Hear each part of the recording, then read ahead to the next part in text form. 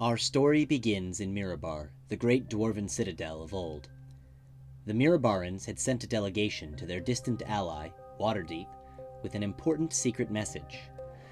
However, along their way, somewhere in the Desserin Valley, the delegation disappeared.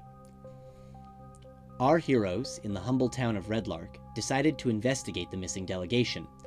They were Pharaoh, a cleric of Sovris, the god of fate; Rhys, a scarred and masked rogue with no memory of his past; Salik, a wingless Aarakocra, thusly trapped in the material plane; the Eldris twins, Theo and Eredin, sons of the local blacksmith; and Fenelon, a Mirabaran dwarf sent to find the missing delegation.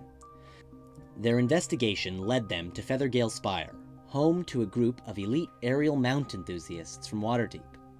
However, after an unceremonious defenestration, they discovered the truth.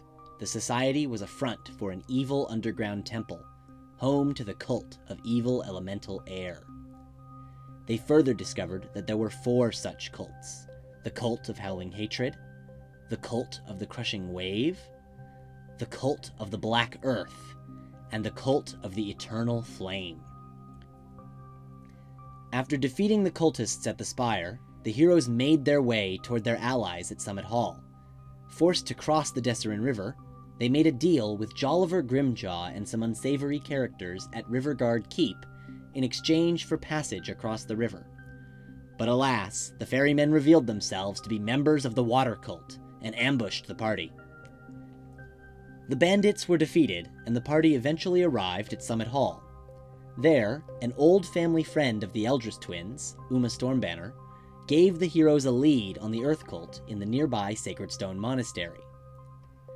After meeting with the monastery's abbess, the party was given an offer: retrieve the head of Grimjaw in exchange for a meeting with the prophet of evil elemental earth. They did so, but Grimjaw revealed himself to be a fearsome wereboar, killing Rhys and Salik in the battle. Rhys's body was recovered and buried, but Salik's had disappeared without a trace. Upon their return to Sacred Stone Monastery, they were granted their audience with the prophet, a Medusa named Marlos Ernrail. Marlos revealed that Salik was in fact alive and well, but being held as his hostage. To guarantee his release, the party would have to venture into the temple of evil elemental air and retrieve a magical spear, Windvane, from the air prophetess, Erisi Kalanoth. But when the party arrived, they discovered the prophetess was none other than Pharaoh's long-lost mother. They captured her, narrowly escaping with her and the spear. Before returning to Marlos, they left Pharaoh's mother in the care of the temple priest at Redlark, who would heal her mind of its present evil, and picked up 2 new party members: Dirk, a traveling bard with few compunctions and a love of adventure, and Sindrin, a halfling sorcerer apostate of the Fire Cult. They also discovered evidence of the Fire Cult in the Desserin Valley at Scarlet Moon Hall. When they returned to Marlos, instead of giving him the spear, they turned on him, handily defeating him and confiscating his weapon, the magical warpick Iron Fang. After fighting these 2 powerful prophets, the party headed to Summit Hall to recuperate and decide what to do next.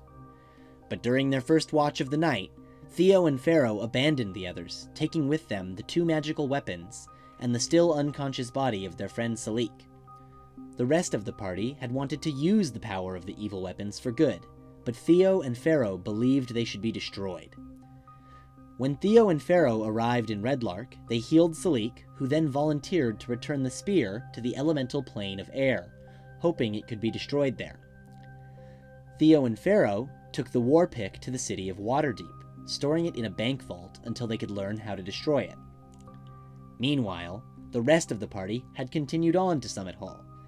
They were devastated to find that the remaining air cultists, furious about the capture of their prophetess, had destroyed Summit Hall with a powerful weapon known as a Devastation Orb.